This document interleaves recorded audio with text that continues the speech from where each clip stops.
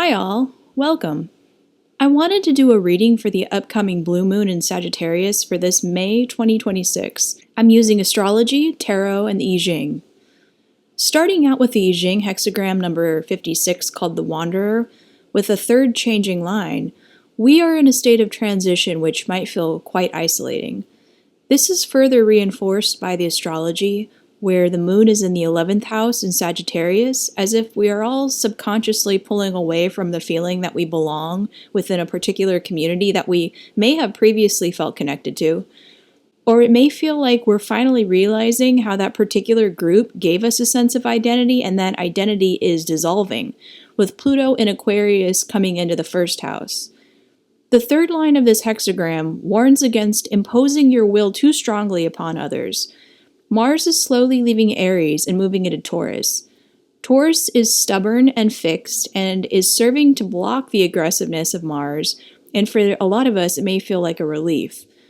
The warning to not impose your own will is to understand the collective is exhausted and not receptive to any more conflict at the moment. It is important to shift into an observer at this time. You might naturally feel more like taking a back seat and watching certain dynamics play out. Maybe people around you seem defensive and uncompromising, but it's almost like the last death throes of Mars and Aries, and it's not a behavior you need to engage with. It won't be productive. The hexagram changes to number 35, Progress. With Jupiter and Venus in Cancer, it's all about expansion in the heart space. You might even be going through a process of eliminating some individuals or energies from your life which you now recognize are not bringing you peace, or you don't feel like you can trust or let your guard down around them.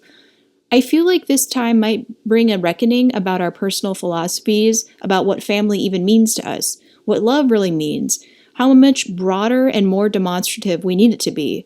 No more small gestures or following breadcrumbs. We are ready to break away from what is not good enough or fulfilling anymore.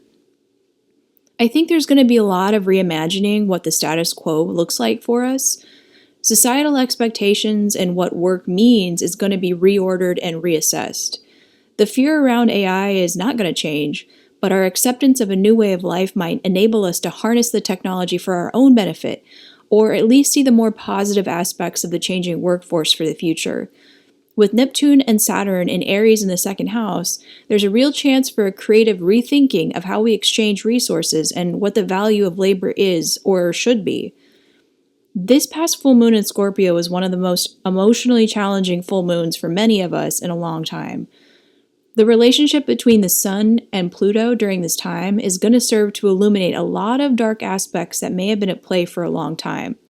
Dark dealings in business, government, maybe even your personal relationships.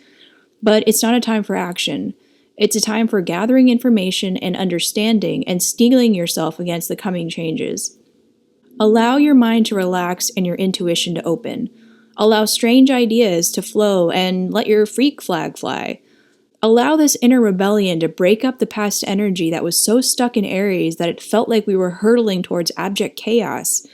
It's time to dance in the dark spaces and loosen our grip on anything that we have been gripping on too tightly to. Mars cannot control us if we move like water. Finally, I pulled the Nine of Cups upright. This is a super positive card. It says to me that indulging and treating ourselves will be healing for the collective. The energy has been so heavy and domineering lately that we need to neutralize it emotionally with levity. This is the time to take a pit stop and refresh our spirit and allow the experience to shift our ingrained belief systems at the same time. That agility and flexibility will make us more mentally fortified overall. Okay, that's what I got for you. Thank you for being here, and I hope to see you again. Take care.